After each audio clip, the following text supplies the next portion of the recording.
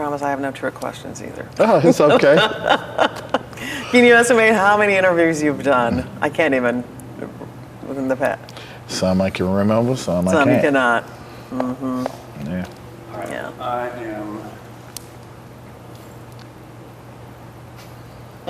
I am good to go. Okay.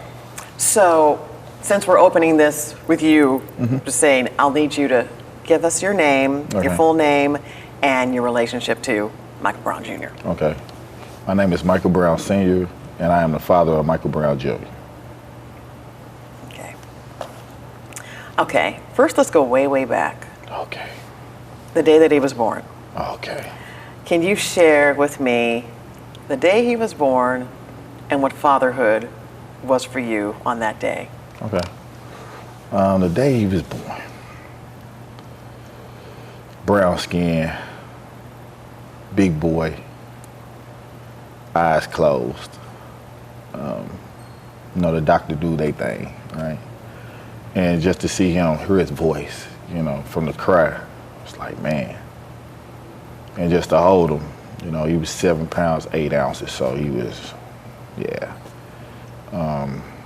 It was a beautiful, you know, moment for me. I vowed to protect and nourish him and keep him safe, you know, all in one, from the first time I seen them. So it was a great moment. Firstborn? Yes. Yes. He was your firstborn. Okay. Tell me what kind of kid he was growing up. Quiet, into things, like to run around the house at a young boy. Teenage years, junior high, he played trombone in junior high. We finally seen that he needed glasses. So he battled with that. He had friends, you know. He liked to draw, played sports. He was very energetic, you know, typical teenage boy, you know, at that age. That age, yes. Okay. Let's talk about the days leading up to the shooting. And your son celebrated a milestone just days before that. What was that? He graduated August 1st out of summer school. His ceremony was held at Lucas and Crossing on Natural Bridge, next door to the old Normandy Junior High School. We took him out to dinner afterwards. The Chinese place is not with us anymore. It was in Ferguson. We sat there, we laughed, we talked. I got up to use the restroom, I came back and he was talking about the world going to know my name. I'm like, what you talking about? You know, and he like, I'm gonna be a rapper. I'm like, man, you're not gonna be no rapper. You're going to battle rap, you're gonna take this trade. Yeah, I'm gonna do that. I was like, well, this is what I need you to do, and you leave the rapping for a hobby. He said, Daddy, but you know, I'm gonna be bigger than Tupac, Big, Lil Wayne. I'm like, okay, all right, sounds good, you know. But it was a big day for him. Yeah, and a big day. Why was it such a big day? Because he graduated, you know, and that was his first accomplishment of his life, you know. So, you know, he was bragging, and he had his life, I guess, planned out right then. And I was like, you know, let's get through this phase first, and let's see where it goes, you know. But he said another thing. He said, I'm gonna go away for a while, and I'm gonna come back and save my city. And I'm like, what is he talking about, this dude? You know, I didn't get that. And sadly, a few days later, you know, he was murdered. right? And the world came out. The world knew Mike Brown. They knew the name, Mike Brown. And it's almost like he didn't know, but he said some things that I wasn't clear of, but I understand now. You know, the world does know his name. You know,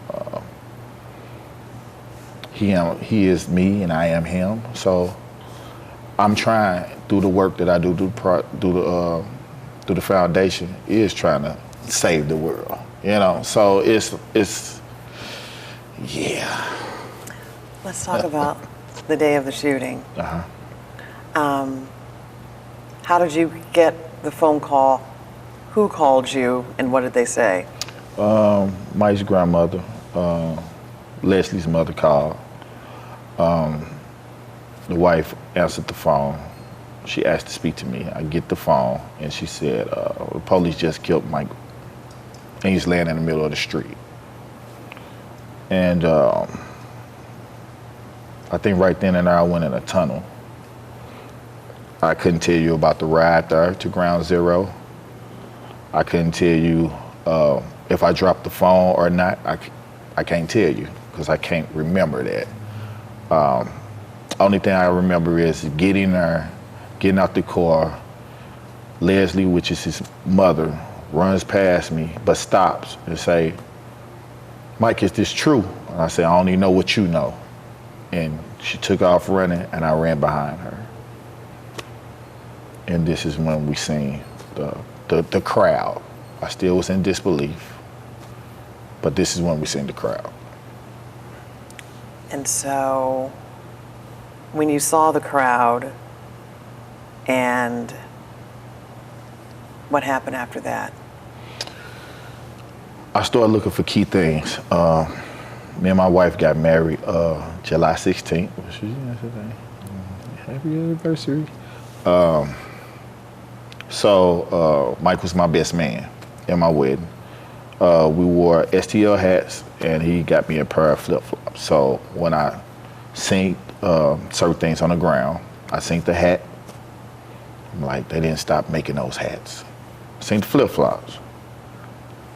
They ain't stop making them flip-flops. Anybody can buy this stuff, right? And then when I got a chance to see what was in the street, I didn't see what the world seen because Mike was covered. So it still played, on my mind. Maybe that's not him, Then I seen the socks because the sheet was not fully over his body. His feet were still shown. And I seen the socks, and I was still stunned, still trying to figure it out, But a person walked past me like, that was Mike Brown, that was little MB. They ain't have to do him like that. And it started clicking a little bit.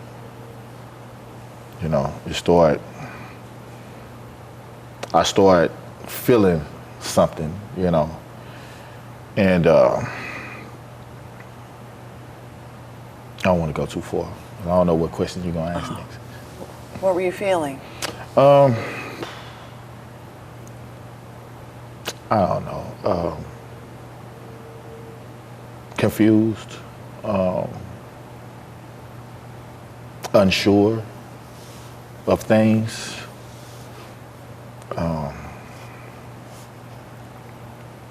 I really couldn't wrap my mind around everything that was happening because it was like I was moving slow and everything was moving fast, so. Let me go back just a little bit too, because I wanted to ask you, when was the last time you talked to him, and what was said? I talked to him August 4th because there was something going on with his phone. We still couldn't figure out what was wrong with his phone. We took it to get it fixed, and they said there's nothing wrong with it. It just wouldn't come on, so that was weird. He called because my wife was in the hospital, and they talked, and I talked to him shortly, and I asked him, did he need to be picked up? He said he was fine, so that was the end of the conversation that day. Because the whole thing about it was to let him relax and go over his grandmother's house, chill out, because that first Monday of the next week, he will be enrolling in Veterans. So I was trying to give him his space, but yeah. Do you remember as much from the conversation, like the last thing he said to you?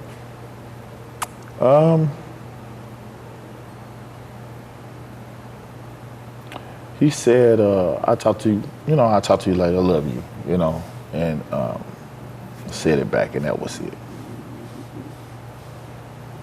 Never knowing in your wildest dreams that would be the last thing. Never know. So, and I'm going back just a little bit too, August 9th, 2014, leading up to the shooting, was it just any typical day? Yeah, it was just a typical day. I worked for our area transportation. I had just got off work early that day, helping Cal fold some clothes, kids running around, just typical. Oh, my mother did call. My mother called Maxine Brown, that's her name, and she said, I'm having a funny feeling. I'm like, what's going on, Mom? She's like, you talk to Mike? And I was like, his phone is tripping, but I'll go by there and see what's going on with him. And usually when my mother says she has a funny feeling, it's a funny feeling. It was times that I ignored it, but after that, I really pay attention to when she has funny feelings, So, You just had no idea it was going to be not that. one of the worst feelings you probably experienced. The worst feeling. Nightmare. So, let me ask you, the weeks that followed, with the protests and still learning more about the shooting and planning a funeral, what was all of that like for you? Well, 2 days after the shooting, we were doing a lot of traveling. It was like the world wanted us. They wanted our story, right? So it's a lot of things with the protest that we didn't see, but we heard about it later on. So it's I really can't speak on some of that because I don't know. But the community did show up for the family, and we're definitely thankful. Can we cut for a second? Can we cut for a second? Sure. My stomach is just growling. I can't even focus. I'm looking at her saying, I hope you don't hear this. Or the microphone picking it up. I am not hearing it on the microphone. Good. I promise. Okay, I just let it rumble there. Cool. I cannot hear your stomach growling. Okay. Because trust me, just before you came in, we were eating a couple pretzels because we were both starving. Because I didn't want my stomach growling like Al. It pretty much threw I didn't even answer your question. You see what I'm saying? Because I'm trying to focus. I'm totally sorry, I get it. apologize. No.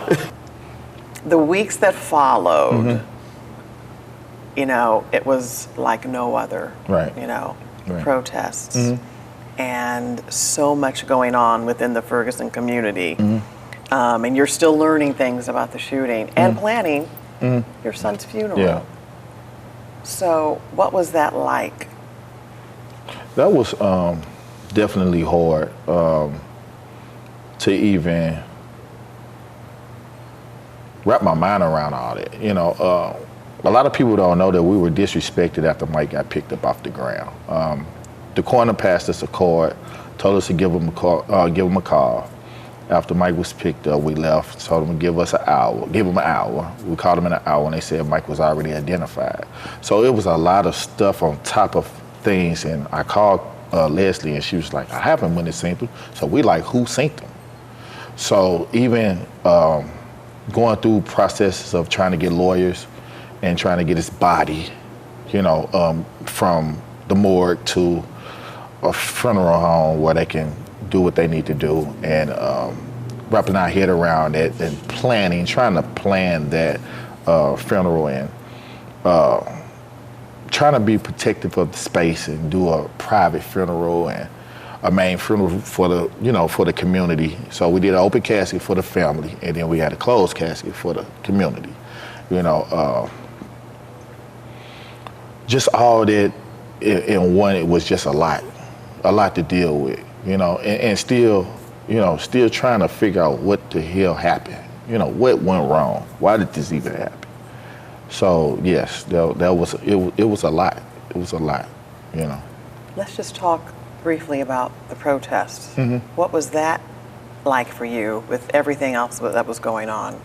It was different. I never, the family is definitely thankful for, the community and the protest even happened because of what happened. We met a lot of great people. It's a lot of protesters that passed since this had happened. But overall, yes, we are very thankful, to the protesters for standing up for the family and what they believed in, So, but yeah, it was different, just to see people standing up for someone that they didn't even know, it was. We thanked them. We thanked them for doing it. Losing a child, Mm-hmm. I cannot speak of that. I don't even have a child, but losing a child is devastating. Mm-hmm. And to lose your son in such a public way Mm-hmm. for all of the world to know, Right. such a public way, Mm-hmm. how were you able to process all of that? I actually didn't get a chance to grieve till like almost 8 years later. Our life had moved so fast with what happened to Mike Brown Jr. to where we didn't have a moment. We didn't have a moment. And all in my head, whatever I needed to do, that's what we need to do to get justice for him. So we didn't get a chance to actually process until later on, when we finally took that moment, because it's like, we got to do this, we got to do that, we got to do whatever we need to do. And a lot of people don't know that I get a lot of my justice from my foundation. So that's why I was pushing myself and trying to really just fathom or understand what just happened to my family, Yeah. So really, within the last 2 years, Yes. you've been able to Yes. grieve? Yes. Yes. I've been mad for a long time because of that. And come to find out that being upset like that was wearing on my body. So my body moves differently than what it did from all the anger, So I had to get myself in a place where I have therapy. I have, things that would help, help me. So yeah. For many black men, that's not easy to admit, because the black community, in some ways, they don't accept or, They think that they're okay. That's not normal. Some things are not normal. We have to get some help to fix it. Yeah. He was your namesake. Yes. You share the same name, Yes. Michael Brown. Yes. When you are, say you're out in the world, Mm-hmm. you're out in public, at the doctor's office or something, and your name is said, Mm-hmm. how do people react? I think the question should have been, how do I react, right? But yeah, people, a lot of people thought that we moved, right? We don't stay in, a lot of people think that we relocated out of St. Louis. So when they hear, to this day, when they hear the name, they look around, and now I look a little different. My beard is bigger. I wear glasses now, so You can see people in their phone trying to Google, seeing if that's me. But people still are, you have some people that they will speak, they will acknowledge you. You got some people that just don't know what to say still. They might wave and keep it moving, or they might not say anything. But overall, yeah, this situation changed our life, and you have some people that agree with what happened, and you have some that don't agree. So some places we have got treated differently because of that name being said, but it doesn't bother us. We still have to, we still have things we have to do. So yeah, so we have people that like it and love it. When you say, can you expound on that? When you say been treated differently, and for the good or for the bad? Yeah, she used to try to, my wife used to try to hide things from me, internet stuff, or people saying that we're coming in town to speak or something like that. And, you might have some people out there maybe trying to protest, or something like that because of their beliefs or their understanding, because sadly, some TV outlets don't give all the information, right, in different cities. I'll say that. They get what they get. Only the city actually knows what happens, right?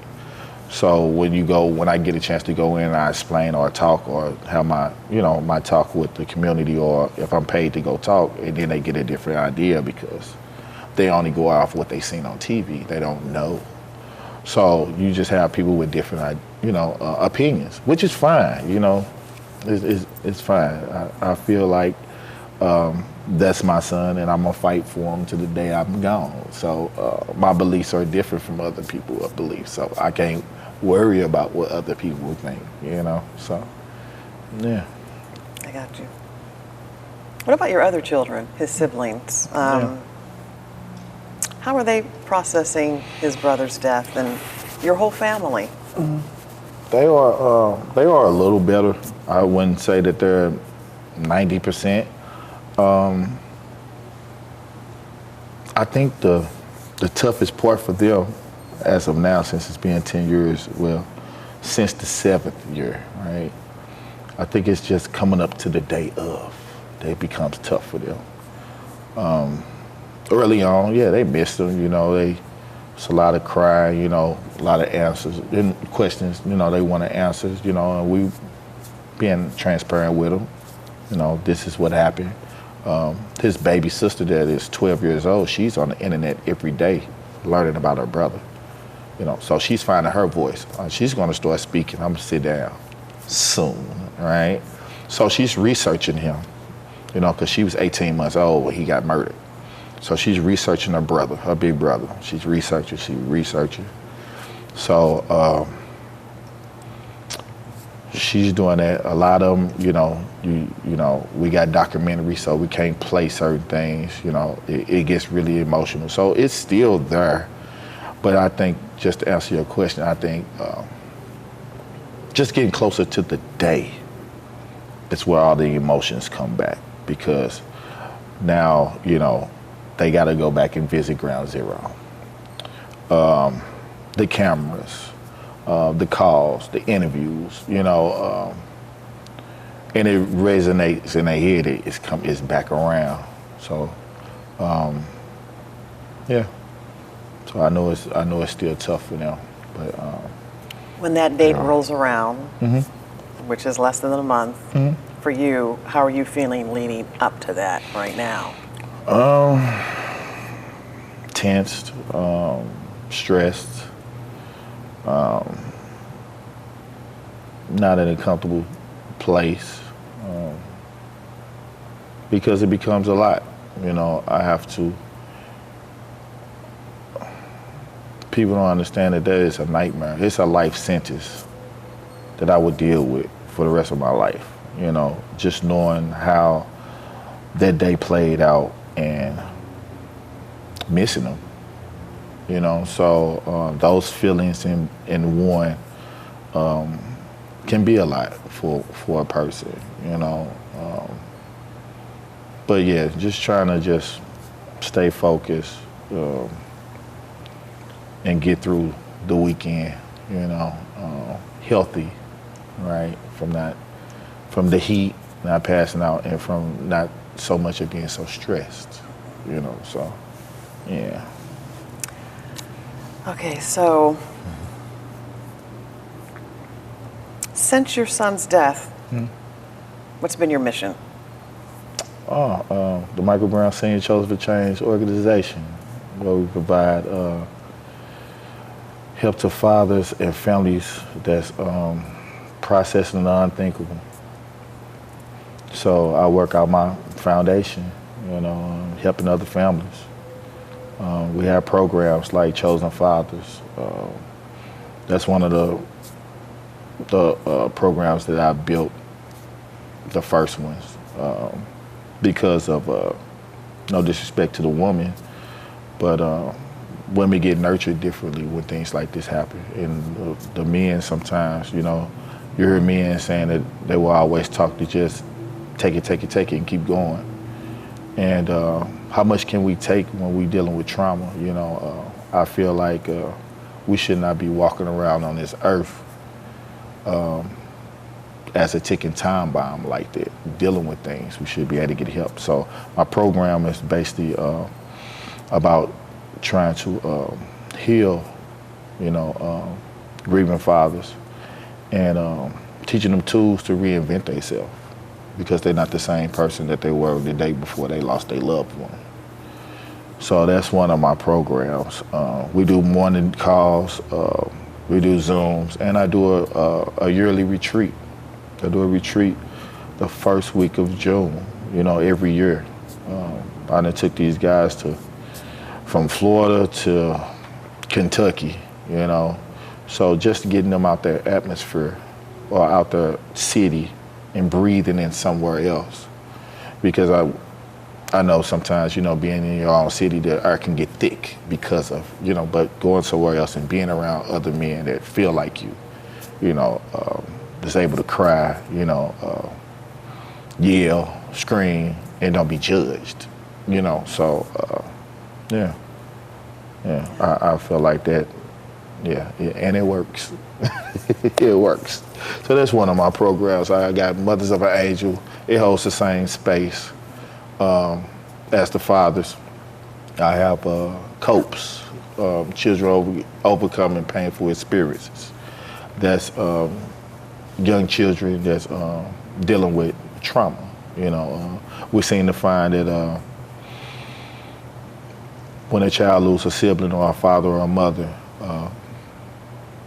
they sometimes get put on the back burner. People seem to think that they will be okay. And then 10 years later, when they spiral out of control, people trying to figure out what happened, what's wrong, because they didn't get the help that they needed when they were younger, because they thought that it wasn't important. So we have those programs for them too. So we working out here. Yeah, it's almost, it's like you have pinpointed the people who may be forgotten or left out. Mm-hmm. Yes. So, what are your feelings about how your son's death created a movement? We hear Black Lives Matter. Mm-hmm. It was a worldwide movement. Mm-hmm. What does that mean for you, how the death of your son has created something like that? It's a great feeling. And people recognize and, build different things off of seeing injustice, right?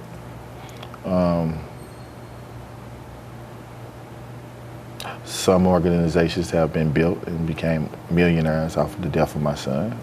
I don't approve those, but it's a lot of good organizations that we collab with to do the work, but overall, yes,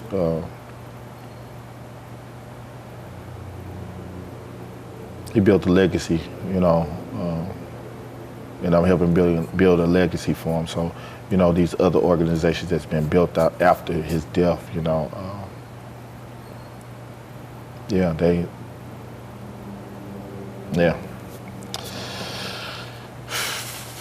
that was a hard question. Yeah. It's very hard because it's unfair in certain ways, that a lot of people built organizations off dead bodies. It's sad. And then when they don't circle back around and talk to the families or see what the family need, it's even critical, it's even sadder. It's terrible, so. But yes, a big movement has been made after Mike, I would say Trayvon, then Mike, but yes. It's kind of has to be bittersweet. Yeah,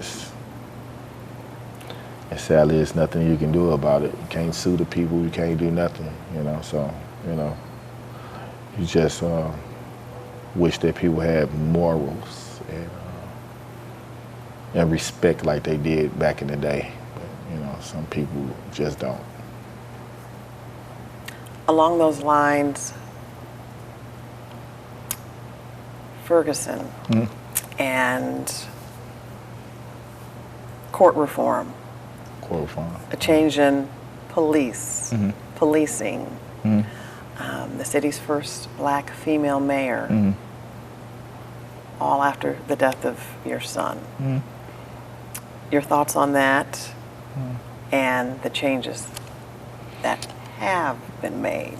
Okay. I will say congratulations to her. I know her seat is full, right? People expect for people to get in office and be able to attack certain things right when they happen, when they get in office. I know it's a lot of work that she has ahead of her if she's going to run again. But I congratulate her. She's doing what she can. We have a black police chief too.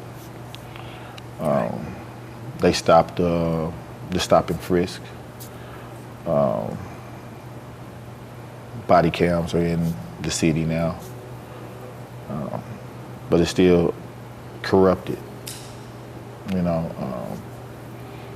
It's sad that people can put people in place to cover up things from stuff that already been, ill.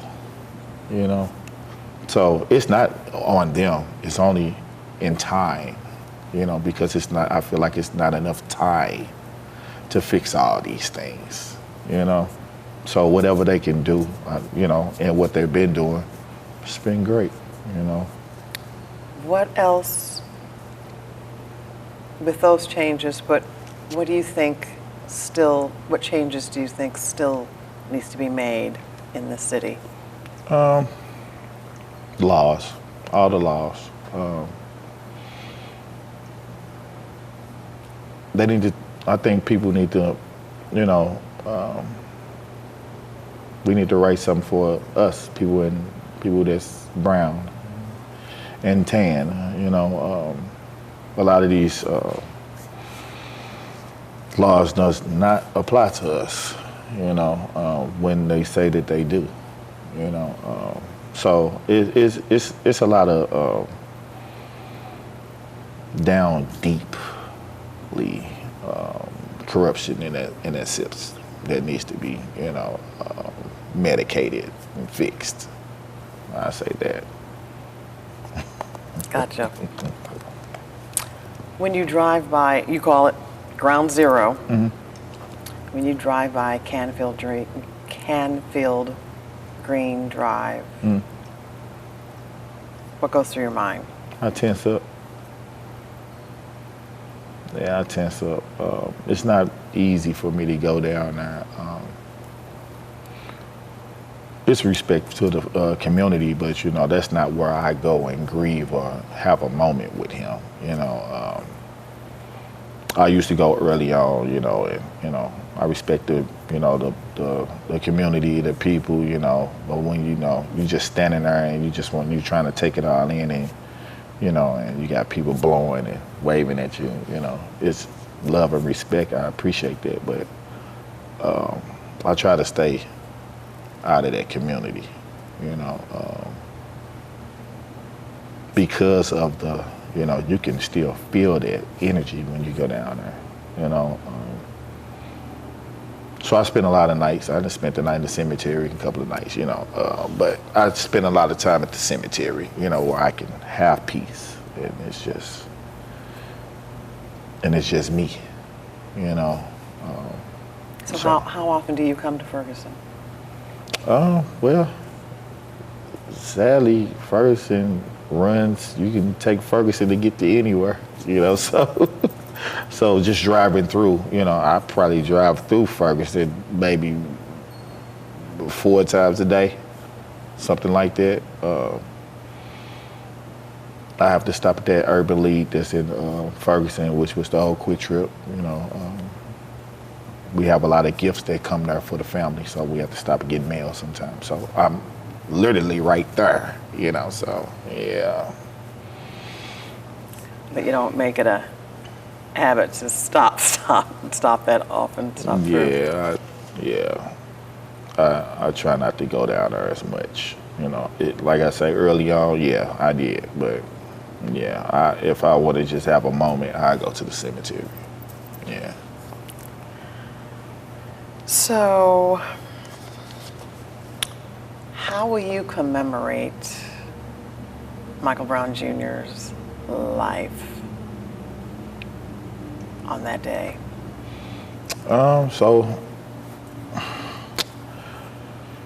this year we're going to do a walk. We haven't done a walk since 2015. Yeah. So we're going to do a walk, and then I always do a moment of silence at 11:45, and then we do a small program. We have guest speakers, that want to speak on, Ferguson or what their life was, after Mike Brown Jr. was murdered. We have people pull up and rebuild a memorial, So it'd be a day of community, actually, because after I do my press conferences and my interviews and stuff like that, we actually leave. I don't stay out there long anymore with the community. I let the community, grieve, do what they do, and now we have it set up where I do my black ball at night. So I wouldn't be able to stay out that long anyway, and be able to be on time to get dressed and make sure everything is right for the black ball, which is our biggest fundraiser that helps keep these programs going, So that day, try to. It'd be tough, in Ground Zero. I know that walk would be different, until we turn on West Florida and then we turn on Canfield. But after we leave, I can go and be in a different space with people that's smiling and trying to enjoy Mike's life, and trying to bring laughter and love to the family, and raise funds for the organization, So that kind of helps. So I'm glad we did put it that way, because it put something else in there that could be comforting, than just so much, because you can, like I say, you can feel it. You can feel it vibrating off the people down there. You can just feel the energy, So, we could get settled, and be able to do that, and then get some rest afterwards, So, yeah. As we continue to talk about, and we have 3 more questions for you, continue to talk about Ferguson and the community, what would be your vision for Ferguson for the next 10 years?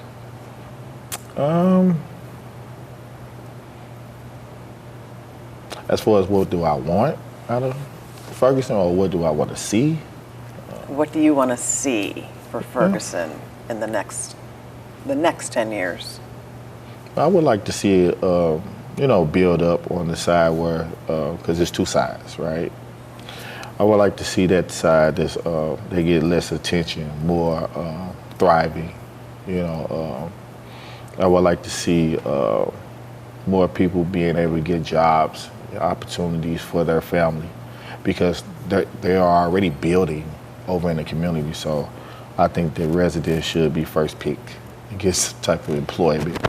We're working on a memorial in the middle of Canfield that represents Mike, that will be there. It won't be moved. We're in conversation with Ferguson. So that would be nice. Just keeping programs for some of them young kids to have something to do, and, helping keep people out of trouble. I just want to see something bigger, than what that community went through, because a lot of that community hasn't healed yet. And sometimes we forget to mention that part, because a lot of people lost their jobs and lost their mind through that trauma that happened that day, and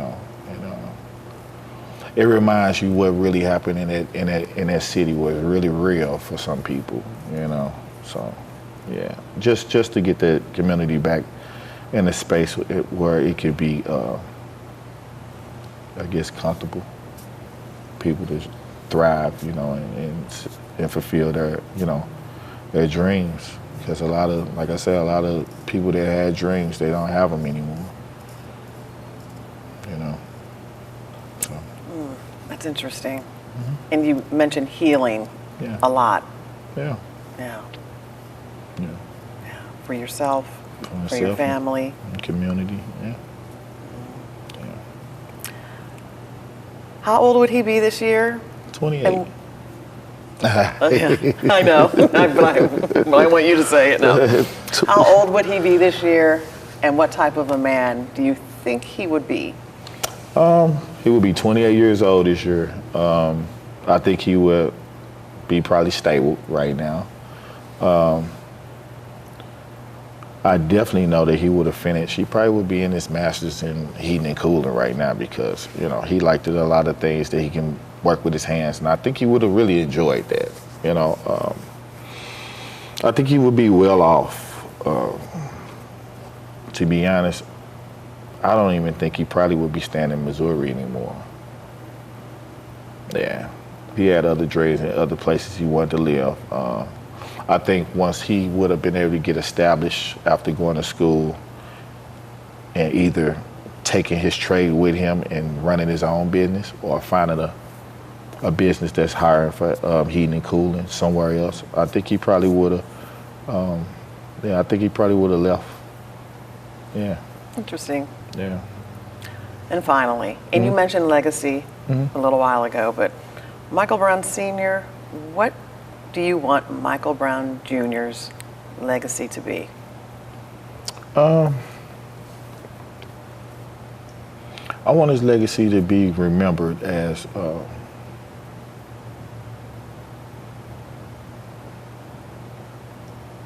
I want people to remember him as he was a human. He was someone that people loved, someone's brother, nephew, So his legacy would be, it would be through me,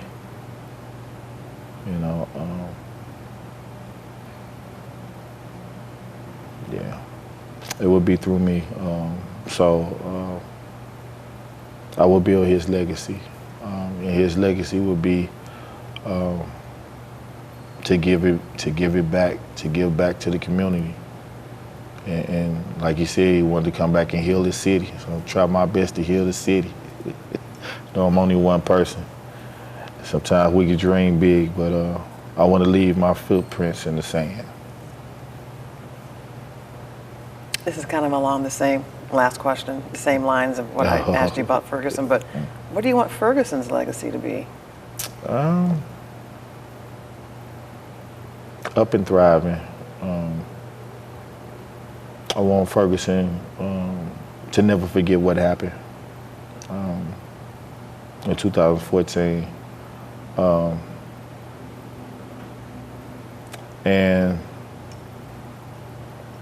the people need Ferguson, the residents need Ferguson for better communication with all realms.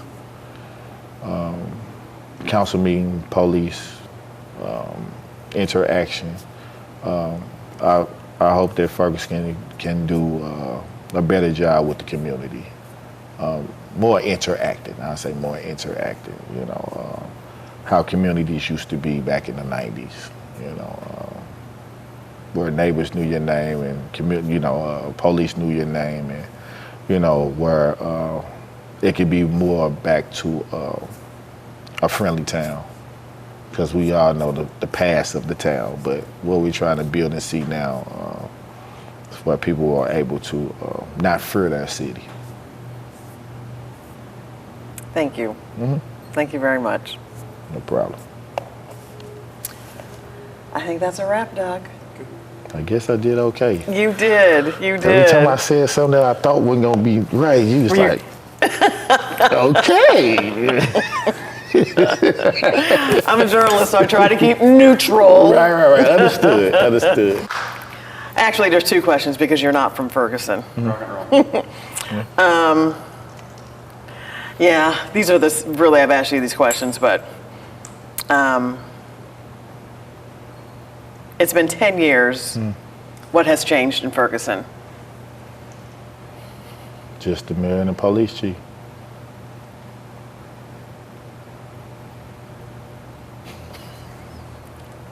Would you like to say anything more on that?